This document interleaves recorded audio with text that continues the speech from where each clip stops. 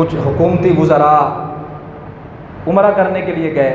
साबका हुकूमत के कारिंदों ने वहाँ एक तूफ़ान बदतमीज़ी और तूफ़ान बेअदबी बर्पा कर दिया। कहाँ पर? वहाँ पर कि जहाँ सरकार अब भी खुद तशरीफ़ फरमा है, मस्जिद नबवी शरीफ के अंदर। हमारा अकीदा और ईमान है कि जिस तरह सरकार दो आलम सल्लल्लाहु अलैहि वसल्लम विसाल से पहले ज़ाहिरी हयात तय्यबा में तशरीफ़ फरमा थे, विसाल के बाद भी हुजूर उसी तरह वहाँ तशरीफ़ फरमा है। तो वहाँ पर उन्होंने क्या किया, कैसे कैसे नारे लगाए, हुल्लड़बाजी की। यार, सरकार की मस्जिद का कोई ख्याल नहीं है, सरकार के रोज़े का कोई ख्याल नहीं है। एक दुनियावी सियासी झूठे लीडर की मोहब्बत में आप इमामुल अंबिया के जो दर की इज्जत है आप वही भूल गए।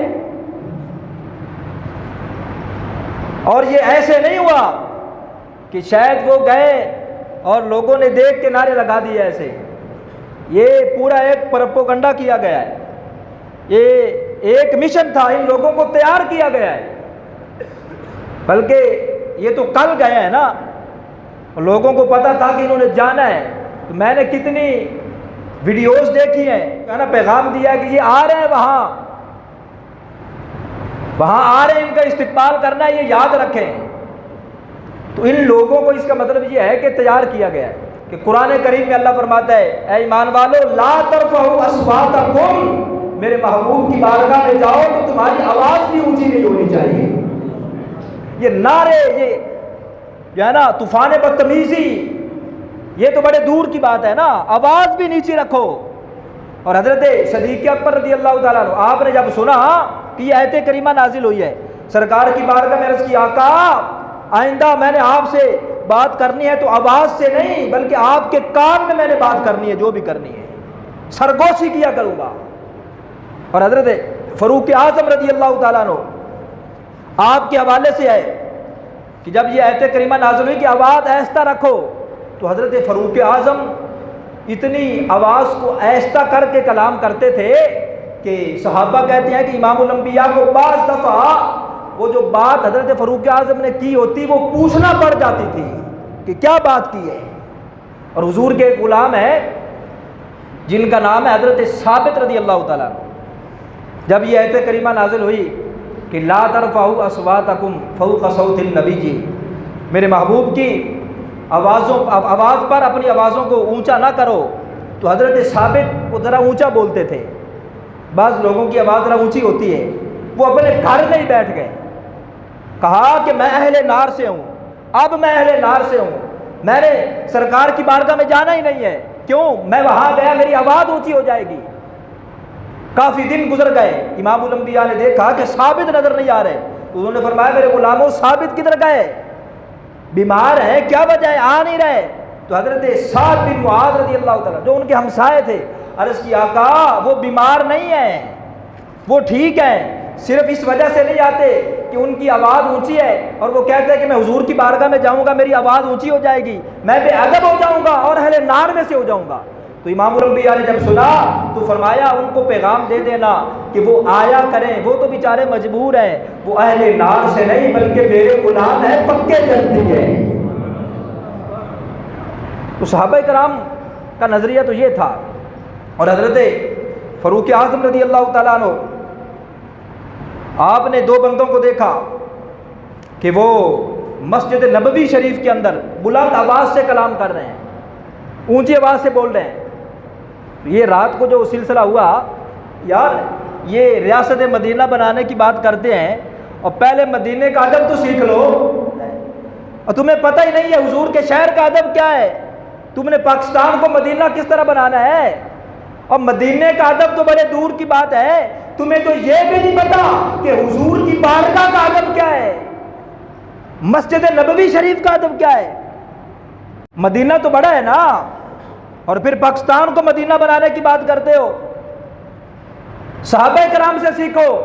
हजरत फरूक आजम, आपने देखा दो बंदों को कि वो मस्जिद नबवी शरीफ में बुलंद आवाज से कलाम कर रहे हैं। फरमाया इनको बुलाओ, बुलाया गया। फरमाया तुम्हें पता नहीं ये हुजूर की मस्जिद है, बुलंद आवाज से कलाम करते हो, कहाँ के रहने वाले हो? कहा ताइफ के। फरमाया अगर तुम मदीने के रहने वाले होते मैं तुम्हें सजा देता। क्यों? क्योंकि जो मदीने के रहने वाले हैं वो ऊंची आवाज से बोलते ही नहीं है। तुम ताइफ के रहने वाले हो, ओए तुमने जो गुलगुबारे किए वहां पे, तूफान बदतमीजी बपा किया, और तुम पाकिस्तानी थे, इस वजह से किया। अगर तुम मदीने के रहने वाले होते कभी ना करते। यार अगर इसी तरह सिलसिला चलता रहा, आज ये गए हैं मौजूदा हुकूमत वाले, साबका हुकूमत के कारिंदों ने इस तरह किया है, कल को ये जाएंगे तो मौजूदा हुकूमत के जो मानने वाले हैं, जो इनके सपोर्टर है, वो इस तरह करेंगे। तो ये सिलसिला बंद होना चाहिए। यार हजरत इमाम मालिक अलैहि रहमा, आप दर्स हदीस देते थे ना मदीने में, मस्जिद नबवी शरीफ में, तो जब लोगों की तादाद ज़्यादा हो गई, स्पीकर का इंतज़ाम तो था नहीं, तो लोगों ने कहा हुजूर लोग ज़्यादा हो गए, आप किसी बंदे को मुकर्रर फरमा दें कि वो आपसे सुन के जो दूर वाले लोग हैं उनको पहुंचा दिया करें। तो हजरत इमाम मालिक अलैहि रहमा, आपने फरमाया सरकार की इज्जत और सरकार की हुर्मत जो सरकार के विसाल से पहले थी अब भी उसी तरह है। ये कैसे हो सकता है कि मैं बंदा मुकर्रर कर दूं और वो हुजूर की बारगाह में खड़े होकर ऊंची आवाज से बोलता रहे? यार ये थे हुजूर के गुलाम, और तुम अपने आप को जनाब बड़े बड़े दावे करते हो कि हम इंटरनेशनल आशिक हैं, हमने वो कानून पास करवा दिया, ये कर दिया, वो कर दिया। हजरत इमाम मालिक आप सारी जिंदगी मदीने से बाहर नहीं निकले, सिर्फ एक फर्जी हज करने के लिए गए, एक फर्जी हज। क्यों? इस वजह से कि कहीं मैं मदीने से बाहर जाऊंगा तो मुझे मौत ना आ जाए। और जब आप मदीने की गलियों में चलते थे तो दरो दीवार को चूमते थे और साथ कहते थे ऐ दरो दीवार तुम बड़े खुश नसीब हो, क्यों? तुम्हें इमामुल अंबिया ने देखा है, सरकार की नजरें तुम पर पड़ी है, तुम बड़े खुश नसीब हो। हजरत मौलाना सरदार अहमद रहमतुल्लाह ताला अलैह मुहद्दिस आज़म पाकिस्तान, आपने एक शख्स को देखा कि वो मदीने शरीफ से आ रहा है और रोते हुए आ रहा है। आपने कहा कि लोग तो जब जाते हैं तो रोते हुए जाते हैं, वहाँ जाके खुश हो जाते हैं, बखुशी खुशी वापस आते हैं, और तू रोते हुए वापस आ रहा है, वजह क्या है? तो उस आदमी ने जवाब दिया हुजूर असल में मसला ये है कि मैं हुजूर के रोज़े के सामने खड़ा था, मैंने देखा कि एक बिल्ली बैठी है, मुझे बड़ी पसंद आई। मैंने कहा कि इस बिल्ली को पकड़ के पाकिस्तान साधने चलता हूँ, वहाँ इसको रखूँगा। थोड़ी देर के बाद जो है ना मुझे ऊँग आ गई। क्या हुआ कि इमामुल अंबिया का दरबार लगा हुआ है, बिल्ली अपना मुकदमा लेके हुजूर की बारगाह में गई और जाके कहने लगी हुजूर ये आपका गुलाम है, आपका उम्मती है, मुझे आपसे जुदा करना चाहता है, मैं नहीं चाहती कि मैं आपका दरबार छोड़ के पाकिस्तान में जाऊं, हुजूर मुझे ये साथ लेके जाना चाहता है। तो इमामुल अंबिया ने फरमाया बिल्ली परेशान क्यों होती है, हम तुझे जुदा नहीं होने देंगे, तुझे यहाँ रखेंगे। हजरत इमाम अहमद बिन हम्बल रहमतुल्लाह ताला अलैह, आप मदीने शरीफ की तरफ जा रहे हैं और मदीने की जो खाक है उसके जर्रों को चूमते हुए जा रहे हैं और झूमते हुए जा रहे हैं और कह रहे हैं कि मदीने की खाक के जर्रों तुमसे मुझे अपने आका की खुशबू आ रही है। हजरत शाह अबुल महल्ली रहमतुल्लाह ताला अलैह, ये अल्लाह के वली है, आपके पास एक आपका मुरीद आया, हुजूर मैं मदीने जा रहा हूँ, आप दुआ करें। आपने फरमाया यार मेरे लिए वहाँ दुआ करना और हुजूर की बारगाह में मेरा सलाम पेश करना। और कैसे? हुजूर की बारगाह में जाके ये अर्ज़ करना हुजूर आपके दर का कुत्ता सलाम अर्ज़ करता है। तो आपका मुरीद जब वहाँ गया तो जब पहुंचा तो सोचा कि यार मेरे तो पीर साहब हैं, तो मुझे इस तरह नहीं कहना चाहिए। अर्ज़ की हुजूर मेरे पीर मुर्शिद आपको सलाम अर्ज़ करते हैं। तो खुदा की इज्जत की कसम सरकार के रोजे से जवाब आया, और जिस तरह मेरे गुलाम ने कहा था ना उसी तरह कहो।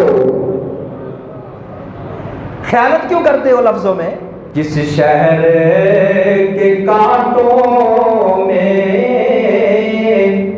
रहमत का करीना है,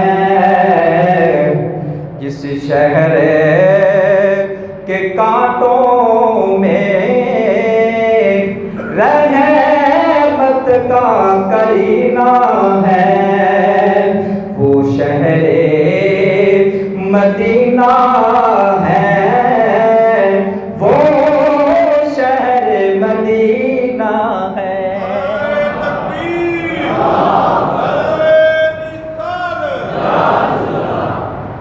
और गालिब ने किसी के इश्क में कहा था ना, जो अपना जो महबूब था उसकी गली में बार बार जाता होगा, तो अपने दिल को समझा रहा है कि फिर के गली गली तबाह ठोकरे सब की खाए क्यों, दिल को जो अकल दे खुदा तेरी गली में जाए क्यों, कि मैं ना जाऊं वहां पे। तो आला हज़रत ने कहा कि गालिब तूने अपने महबूब के लिए शेर कहा, मैं अपने महबूब के लिए कहता हूं कि फिर के गली गली तबाह ठोकरे सब की खाए क्यों, दिल को जो अकल दे खुदा आका तेरी गली से जाए क्यों। आका अगर मेरे दिल को अकल आ जाए ना तो मैं बस मदीने में रहूं, आपके शहर को छोड़कर कभी ना जाऊं। मेरे भाई ये बड़ा गलत हुआ है, हम इसकी मुसम्मत करते हैं, और बल्कि मैं तो ये कहता हूं, और ये सुनने में आ रहा है कि 150 बंदे को गिरफ्तार किया गया है, उन पर ताहयात पाबंदी लगाई जा रही है मदीने शरीफ में दाखिल होने पर, और 5 साल सुना है कैद भी हो रही है। तो ये होना चाहिए, हाँ होना चाहिए। क्यों? अगर इस तरह ना हुआ तो ये रास्ता खुल जाएगा। यार कोई आम बार गए यार, वहाँ पर हंसना तो बड़े दूर की बात है, कलाम करना तो बड़े दूर की बात है आवाज़ से, वहाँ पर आवाज़ से रोने पर भी पाबंदी है, वो डर है। तो दुआ है अल्लाह ताला ऐसे लोगों को निशाने